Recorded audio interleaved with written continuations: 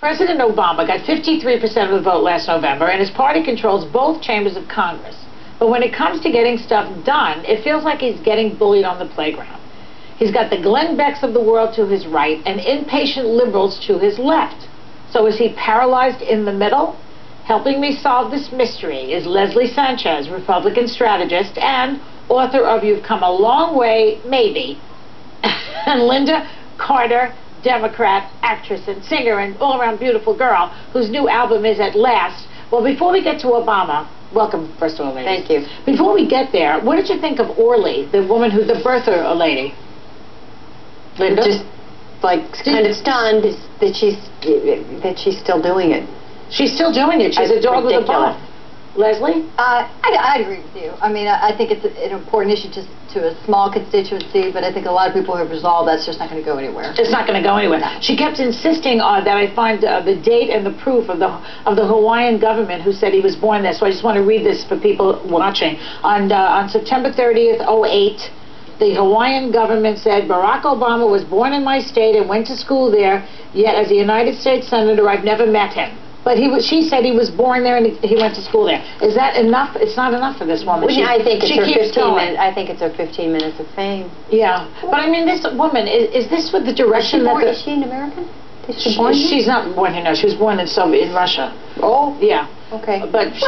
I don't think that's so much the issue. I think, Joe, I don't know where you're going, but I think there were a lot of people who did have questions about that looked at the validity of it. But I think there are enough solid sources that have proven that's really not an issue. And more so, it's not a politically winning issue. No, and it's going nowhere. I mean, really. It's going nowhere, and it's a waste of our time. It feeds into kind of a larger picture of the Obamas and you know, who's pulling the strings, what's the truth. Don't you think it makes a lot of the right wing look paranoid, though? Yeah. A lot of people in the right wing are paranoid. Because of a lot of things that are happening. I think those two kind of go together. In some cases, it's not a bad thing. People are very concerned about this country. They want to make sure there's good leadership, and they're not happy about the direction of the country. That's the bigger issue. Were they happier under Bush? No. They're just not happy. Ronald Reagan, St. Ronald Reagan, they were happy then. Everybody's always happy, the Republicans under Ronald Reagan. We do, we love Ronald Reagan. They love Donald. I guess I would jump on Donald Reagan, I called him. Speaking of economics. Yeah. Really. Now, just quickly, I want to just touch on the health care bill a little bit, because today it passed the Senate Finance Committee, that Baucus bill, and one Republican voted for it. Guess who? Olympia Snowe. She's the only one who's rational over there. So should that be Obama's fight now to get that passed? I don't particularly like the Baucus bill because it doesn't have the public option. I mean, don't we need that? In my opinion, the only way. I mean, I don't really know anything about it any more than anyone else does that's been following it. Because until you've really studied it, it's a huge problem. As you said, it's overwhelming. What do they have against it, is what I want to know. What do they have against the public option? Well, the bigger issue is cost. I think it comes down to that. There's a strong sentiment in the country that the neediest people need to be protected and have access to care. Small businesses, low-income people that are disadvantaged, maybe even for a short period of time. That we have to ensure that these families don't go into bankruptcy because of one health care disaster. We're all one step away from that, and many of us feel that way.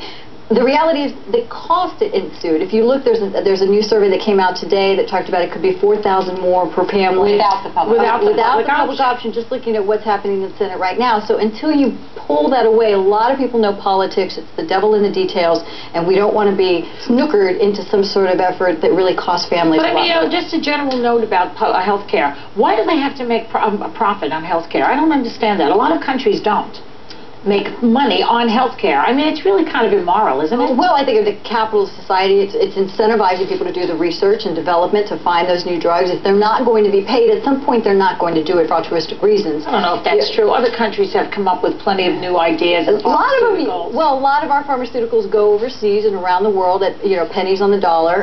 There are benefits to that, but they don't pay the research. The Americans basically pay a lot of that. How many times have we tried to put forward a health care plan, and the Republican Party has been the one to defeat it? It was the same thing.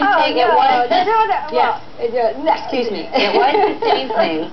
It was the same thing for Social Security. Yeah. It was the same thing for Medicare. Well, they talk socialism, but you know, Medicare is socialism, and Social Security is socialism, and the fire department and the police department your and parents and my people who parents- pave the roads are all socialism. They don't have a problem with that. I don't get it. But let's change the subject. Glenn Beck had his usual measured reaction after the White House called out Fox News. Watch. So we got the missiles pointed right at Fox, and let's make sure that everybody understands this is the enemy, America. Everything that's going wrong in the country happening right here. You know, I mean, what is up with Glenn Beck? Stunning. Oh, really, can you explain him? You're not in his camp, Leslie, I realize that. But what exactly is he up to? You know, I think he raises a lot of important issues. He talks about... Are you serious? Yes, he does. If you look, even if you listened to his radio show years ago, he went and investigated what the government was doing. He calls himself an entertainer, doesn't he? I don't know. I think he calls himself a rodeo clown. Yeah, he calls himself an entertainer. Rodeo clowns. I don't really... Rodeo clowns are funny. I have to take that away from him. Sorry. They're very amusing. Do you think he's a person like I think he's a likable person. I think he's a good person. Is good for this country? The fear, the loathing, the racism, the absolute inane accusations making Yom Kippur a Republican holiday. Calling Obama a racist was really over the edge. Okay, there's been that was ridiculous. ridiculous. There's a lot of things we're going to But how do you forget all that? We'll agree. But how do you agree? How do you justify paying him big salaries? And I don't get it. I really don't. Well, she doesn't pay it. I don't pay. I wrote him a check last week, but no, I'm No, just you kidding. didn't. No, I did not. I did not. I'm kidding. Sorry, Glenn. But no, don't look for it. But what I'm saying is that he does speak to a large percent of the electorate that is concerned about the direction of the country, that's concerned about... Yeah, are you sure they're just not crazy like he is? No. Listen, ladies, stick with me. I'm going to keep you here. We'll be right back while they just talk amongst themselves. We'll be right back. No,